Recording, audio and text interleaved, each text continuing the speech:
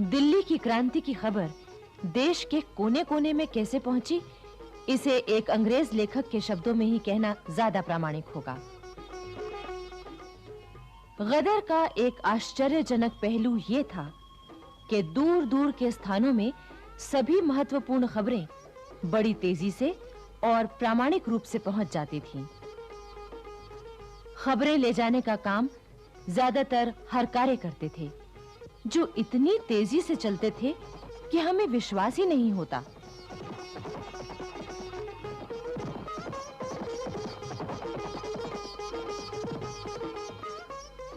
यही कारण था कि दिल्ली की स्वाधीनता की खबर नाना साहब को 15 मई 1857 को मिली और कानपुर में अंग्रेजी सेना के सेनापति ह्यू व्हीलर को 18 मई को, यानी पूरे 3 दिन बाद। बिठूर में उस समय नाना साहब के दरबार में उनके 2 भाई बाला साहब और बाबा साहब, नाना साहब का भतीजा राव साहब, अजीमुल्ला खां और प्रसिद्ध मराठा सेनापति तात्या टोपे मौजूद थे। दिल्ली की क्रांति की खबर जब कानपुर में फैली तो हिंदुओं और मुसलमानों की सभाएं होने लगीं।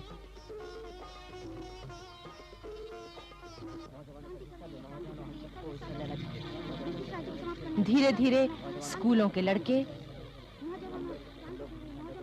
बाजारों में आम लोग और गली मोहल्लों में भी स्वतंत्रता क्रांति की बातें शुरू हो गईं। छावनी में सिपाहियों में भी क्रांति की गुप्त बातचीत शुरू हो गई। फिरंगियों के खिलाफ उनकी बाहें फड़कने लगीं। लेकिन नाना साहब 31 मई तक कुछ भी नहीं करना चाहते थे। उधर अंग्रेज सेनापति व्हीलर को पूरा विश्वास था कि नाना साहब तो अंग्रेजों का ही साथ देंगे। इसी उम्मीद से उसने उन्हें संदेश भेजा कि वो आएं और कानपुर की रक्षा में मदद करें। लेकिन दूसरी तरफ व्हीलर ने अपनी रक्षा के लिए गंगा के दक्षिण में एक नया किला भी बना लिया था और पूरी किलेबंदी भी कर ली थी। कानपुर में क्रांति की बातों से ही अंग्रेजों में इतनी दहशत थी कि किसी झूठी अफवाह पर भी शहर के सब अंग्रेज अपने बीवी बच्चों को लेकर भागते और व्हीलर के किले में छिप जाते। 22 मई 1857 को नाना साहब अपनी सेना और तोपों को लेकर बिठूर से कानपुर आ गए।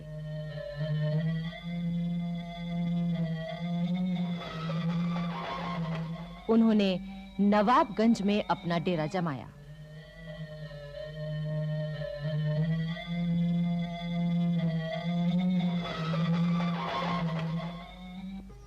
तीन 3000 देशी और 100 अंग्रेज सिपाहियों के सेनापति व्हीलर ने बिना किसी विरोध के खजाने की चाबियां और तोपखाना उन्हें सौंप दिया। नाना साहब ने खजाने की रक्षा के लिए अपने 200 सिपाही पहरे पर लगा दिए।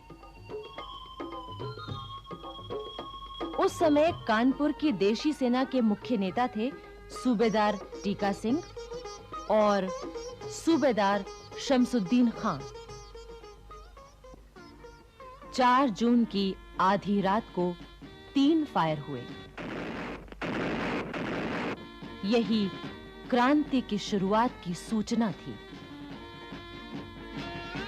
सबसे पहले सूबेदार टीका सिंह घोड़े पर सवार होकर आगे बढ़े।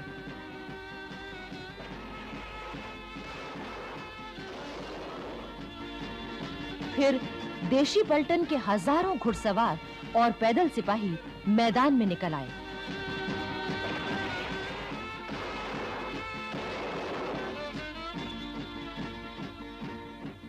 अंग्रेजों की इमारतों में आग लगा दी गई।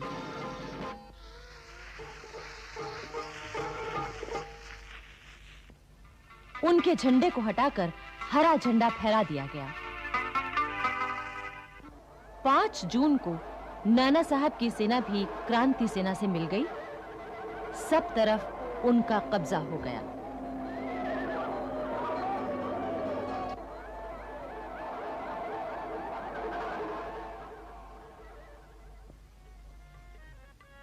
5 जून को कानपुर में दिल्ली सम्राट बहादुर शाह जफर के झंडे का जुलूस बड़ी धूमधाम से निकाला गया। नाना साहब को कानपुर का शासक चुना गया। नगरवासियों ने उनकी जय जयकार की और सबने नाना साहब का साथ देने का वचन दिया। 6 जून को सवेरे नाना साहब ने व्हीलर को खबर भेजी कि आज आप किला हमारे हवाले कर दीजिए, वरना हम हमला करेंगे। लेकिन व्हीलर यूं मानने वाला नहीं था। उसने किला खाली करने से इनकार कर दिया, साथ ही मोर्चे की पूरी तैयारी भी की। 6 जून की शाम नाना साहब ने अंग्रेजों के किले पर हमला बोल दिया।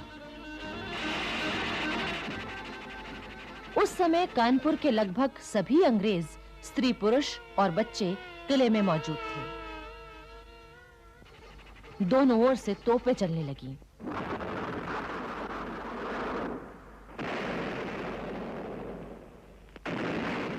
दोनों ओर के सिपाही मरने लगे, घायल होने लगे।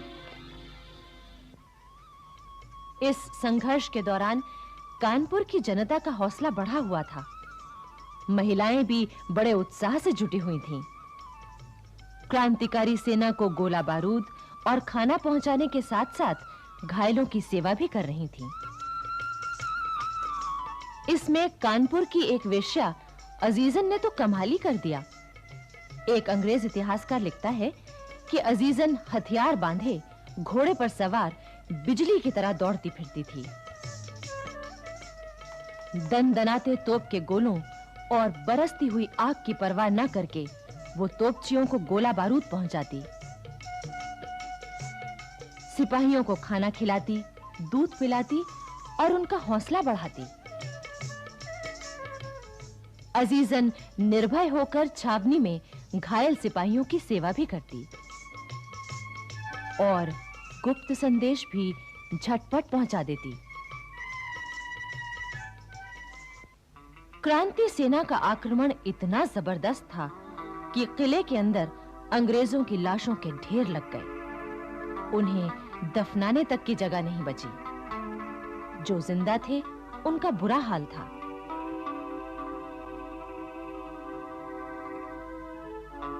किले में केवल एक ही कुआं था जो गोले गिरने से टूट चुका था।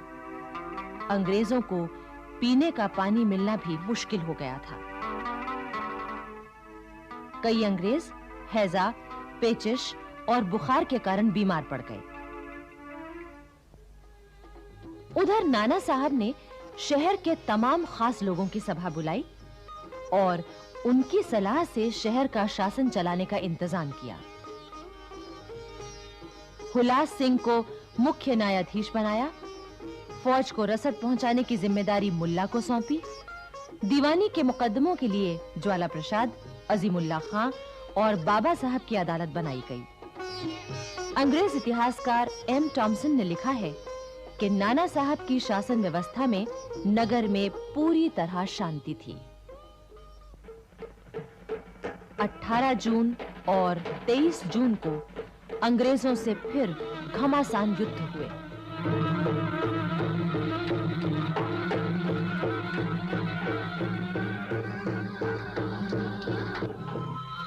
आखिर व्हीलर ने घुटने टेक दिए। 25 जून को किले के ऊपर सुलह का प्रतीक सफेद झंडा लहरा दिया।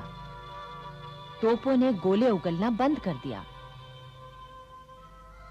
अंग्रेज आत्मसमर्पण करने के लिए तैयार हो गए। 26 जून को दोनों ओर के प्रतिनिधियों की बातचीत हुई। व्हीलर ने जैसे ही अंग्रेजी में बोलना शुरू किया, अजीमुल्लाह खान ने उसे टोक दिया, हालांकि वो अंग्रेजी अच्छी तरह जानते थे।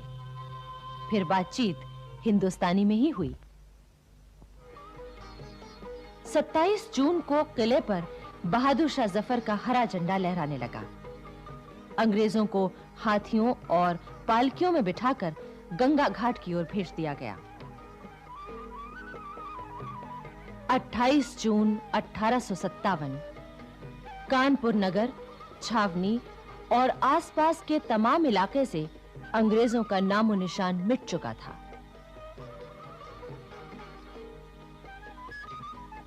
नाना साहब ने इस मौके पर एक बड़ा दरबार किया, जिसमें 6 पैदल पलटने, 2 घुड़सवार पलटने, जमींदार और हजारों की तादाद में जनता आई। सबसे पहले सम्राट बहादुर शाह जफर के नाम पर 101 तोपों की सलामी हुई। इसके बाद नाना साहब को 21 तोपों की सलामी दी गई। नाना साहब ने इस मौके पर सबको धन्यवाद दिया। साथ ही फौज में 1 लाख रुपए इनाम के रूप में बांटे गए। इसके बाद नाना साहब बिठूर आए, जहां वो 1 जुलाई 1857 को पेशवा की गद्दी पर बैठे। उनका विधिवत राज तिलक हुआ और नाना साहब धुंधुपंत पेशवा बन गए।